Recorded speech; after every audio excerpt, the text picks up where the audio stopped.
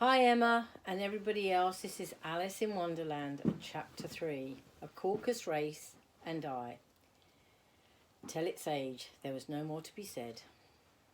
At last the mouse, who seemed to be a person of authority among them, called out, "Sit down, all of you, and listen to me.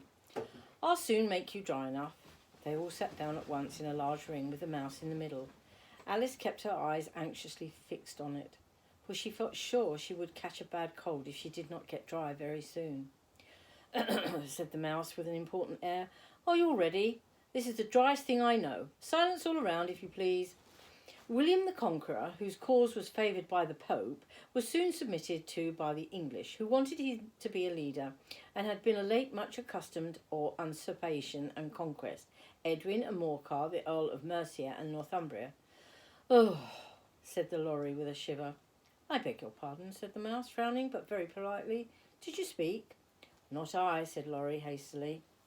"I thought you did," said the mouse. "I proceed. Edwin and Morcar, the Earls of Mercia and Northumbria, declared for him, and even Stigand and the Patriarch Archbishop of Canterbury found it advisable." "Found what?" said the duck. "Found it," the mouse replied rather crossly. "Of course you know what it means." "I know what it means well enough. When I find a thing," said the duck, "it's generally a frog or a worm. The question is, what did the Archbishop find?" The mouse did not notice this question, but hurriedly went on. "Found it advisable to go with Edgar Atheling to meet William and offer him the crown. William's conduct at first was moderate, but the incident of his Normans—" "How are you getting on, my dears?" it continued, turning to Alice as it spoke. "As wet as ever," said Alice in a melancholy tone. "It doesn't seem to dry me at all." "In that case," said the Dodo solemnly, rising to his feet, "I move that the meeting adjourn for immediate adoption of more energetic remedies." "Speak English," said the Eaglet. "I don't know the meaning of half those words, and what's more, I don't believe you do either."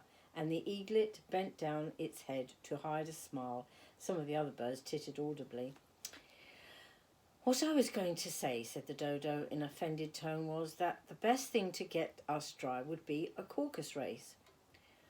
"What is a caucus race?" said Alice. Not that she wanted much to know, but the Dodo had paused as if it thought that somebody ought to speak, and no one else seemed inclined to say anything. "Why," said the Dodo, "the best way to explain it is to do it. And as you might like to try the thing yourself some winter day, I will tell you how the Dodo managed it. First, it marks out a race course in a sort of circle. The exact shape doesn't matter, it said. And then all the party were placed along the course, here and there. There was no 1, 2, 3 and away, but they began running when they liked, and left off when they liked. So that was not easy to know when the race was over. However, when they had been running half an hour or so, and were quite dry again, the Dodo suddenly called out, 'The race is over!' And they all crowded round, panting and asking, 'But who won the race?' This question the Dodo could not answer without a great deal of thought, and it sat for a long time with one finger pressed to his forehead, the position in which you usually see Shakespeare in the pictures of him, while the rest waited in silence. At last Dodo said, 'Everybody has won, and all must have a prize.' 'But who is to give the prizes?' cried the chorus. 'Why, she, of course,' said the Dodo, pointing to Alice with one finger, and the whole party at once crowded round, calling out in a confused way, 'Prizes! Prizes!' Alice had no idea what to do, and in despair she put her hand in her pocket and pulled out a box of comfits. Luckily the salt water had not got into it, and handed them around as prizes. There is exactly one apiece all round. 'But she must have a prize herself, you know,' said the mouse. 'Of course,' the Dodo replied very gravely. 'What else have you got in your pocket?' he went on, turning to Alice. 'Only a thimble,' said Alice sadly. 'Hand it over,' said the Dodo. Then they all crowded round at once, while Dodo solemnly presented the thimble, saying, 'We beg your acceptance of this elegant thimble.' And when it had finished this short speech, they all cheered. Yeah! Alice thought the whole thing very absurd, but they all looked so grave that she did not dare to laugh, and as she could not think of anything to say, she simply bowed and took the thimble, looking as solemn as she could. The next thing was to eat the comfits. This caused some noise and confusion, as the large birds complained that they could not taste theirs, and the small ones choked and had to be patted on the back. However, it was over at last, and they sat down again in the ring and begged the mouse to tell them something more. "You promised to tell me your history, you know," said Alice, "and why is it you hate C and D?" she added in a whisper, half afraid that it would be offended someone. "Mine is a long and sad tale," said the mouse, turning to Alice and sighing. "It is a long tale, certainly," said Alice, looking down with wonder at the mouse's tail. "But why do you call it sad?" And she kept on puzzling about it, while the mouse was speaking, so that her idea of the tale was something like this. "Fury said to the mouse that he met in the house, 'Let us both go to the law. I will prosecute you. Come, I'll take no denial.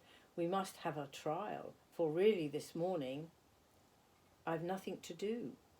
Said the mouse to the cur, 'Such a trial, dear sir, with no injury or judge would be wasting our breath.' 'I'll be the judge, I'll be jury,' said cunning old Fury. 'I'll try the whole cause and condemn you to death.'" "You're not attending," said the mouse to Alice severely. "What are you thinking of?" "I beg your pardon," said Alice very humbly. "You had to go to the fifth bend, I think." "I had not," cried the mouse sharply, very angrily. "A knot," said Alice, always ready to make herself useful, and looking anxiously about her.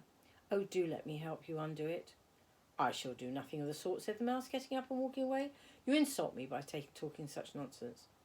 "I didn't mean it," pleaded poor Alice, "but you're so easily offended, you know." The mouse only growled a reply.